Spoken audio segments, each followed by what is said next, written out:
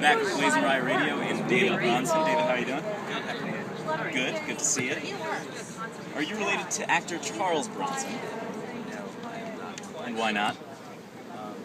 Actually, his name is not actually, his birth name is not Charles Bronson. What was it? I don't know. Oh. Charles Bronson is his name. I see. An actual answer for that. That's awesome. I've been asked that. Oh, not original. Your beard is marvelous. How do you maintain it in all its glory? There's not a whole lot, actually. I do brush it sometimes to get a little tangled. Do you get food in it? Bits and pieces? No, sometimes, but no. Okay. You're releasing a 22-song autobiographical concept record that started because of a failed relationship. That must have been some girl. Yeah. That was some relationship. Okay. And is there a reason you're releasing the second half of the story first, and then releasing the other half as a prequel later on? What's the reason behind it? Actually, just because I was doing the entire thing as one record, I was thinking of doing it as a double record, and then I just decided I wanted to get something out into the world. And the second half actually was the more current, more recent one. And so I wanted to do the more immediate stuff and put it out. Playing, I know I was going to be playing a bunch of live shows and stuff. So I just figured I'd put that out. I had to lock one to put it out, so I said I want to get it. Now, your vocals have been compared to Cat Stevens. Have you ever considered changing your name to Yusuf Islam? Probably not. But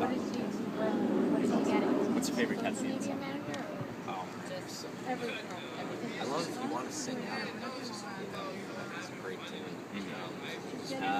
I think that was on the Harold Maude soundtrack, but I love tons of it. I love, I like all his records. Cool.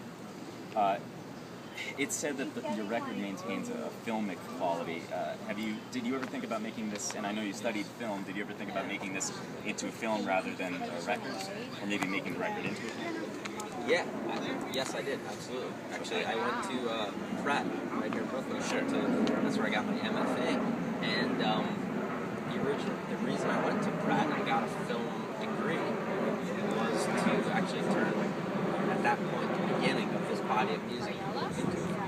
And I ended up doing on my MFA thesis was a lot of the first half of the record was the soundtrack and the kind of guiding structure. Yes, that's very okay, cool. Now, on your album, you use intertwining musical themes and lyrics on your songs. Does that ever get confusing? Do you ever start one song and wind up in another one? No, I don't. That's not happened yet. But there are. Okay. And you're giving away 2 free downloads on your site, is that true? Yes. Okay. Yes, And but what's actually, your website? the website is davidbronsonmusic.com. Cool. What we're going to say, but actually, you can, the album, that was kind of the initial thing on the homepage of my website, was just the 2-song download, which is still there, and you can still get that, but the album itself on the music page of my website is Pay What You Want right now, which will not be forever, but for time being at least, possibly at least the next month, it'll be, you can go on there and you can pay whatever you want, so you could download the whole album. With Pay What You Want, do you ever find that sometimes people overpay? It hasn't happened yet extremely. I mean, some family members were getting a lot of, nothing crazy, let's put it that way. Okay. No one's paid $1,000 yet for the record. So. 100?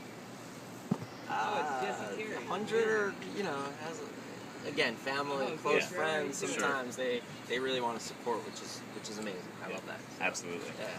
Support good music. Tell me about your selection of Maria Neckham, am I pronouncing that right? Yeah, Maria Neckham. As your female counter vocalist? Yeah. Well, she's fantastic. She's a very, very thriving solo career of her own. She's actually in Europe right now, and my twin brother Jeremy, who's the drummer in the band, introduced me to her. Actually, we heard her at a gig. I was casting the female vocal part of the record, which is a very important part of the record, and and one other female vocalist, and my brother said to me, look, I just saw this girl, Maria, before you offer this part to anyone else, this was about 5 years ago now, you gotta check this girl out. She was amazing. I went to her website, I listened to some of the stuff, and then I contacted her, we got in touch, and we like hit it off right away. You know, she's very encouraging in my musical, whole thing. She's a very close friend of mine. She's amazing, very talented songwriter, composer, singer. Her voice is unbelievable. And, It's very directorial the way you talk about music, casting and casting a Yeah. part of, yeah. I don't know if you're aware, but I produced the record as well, and that's a lot of times when I explain to people, what people say, what does that mean you produced the record? And the way I describe it is exactly analogous to being a director of film. Is to, in the studio, the producer really has that role where it's kind of the lead creative role that's not the artist. Sure. And a lot of times, obviously, we know now with a lot of musicians and a lot of artists that they don't write the music, they're performers, so to speak, and the producer is, in that case, the main creative role. But so you're sort of in there trying to elicit the greatest performance that you can get out of any given musician, whether it's a bass player, whether it's a keyboard player, a vocalist, or yourself. Cool. It's said that when you go back and listen to your songs repeatedly, that you can hear more instruments than maybe you would have picked up on the first time. Is that intentional, or is that something that just happens? I would say that the sound that I had in my head was very big for this record, not the next record. I've actually written a few records actually since this concept record that is out right now, and they're much more simplified in terms of the overall vision of it. But the Long Lost Story, which is the piece out now, was a big sound I had in my head. So I just kept layering on until I kind of filled in every piece of the painting, so to speak. So there are a lot of pieces. Cool. You're quoted as saying, I love listening to instrumentation and arrangement. It gets me off. Can we make sure there's no instruments around here during the interview? Just don't want to. What's it like having a mother who loves music but has a noted distaste for rock? Oh, I mean, I love my mother infinitely, so it's great. But I'd say it was great because it was formative in a number of ways, because the fact that there wasn't rock played in my household a lot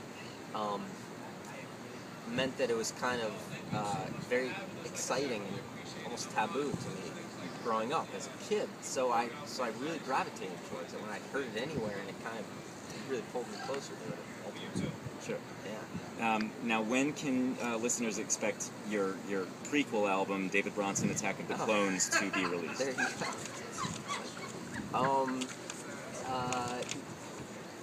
Right now, I'm debating whether or not to put it out as a single, whole and finished thing, just dropping it out like I did with Story in about a year, or it's very possible I might release it kind of song by song over the course of the next year, maybe starting in 2 or 3 months digitally, and then once the last song is out, or after a good portion of the record is out, then I might do a physical and official kind of album launch and release and show.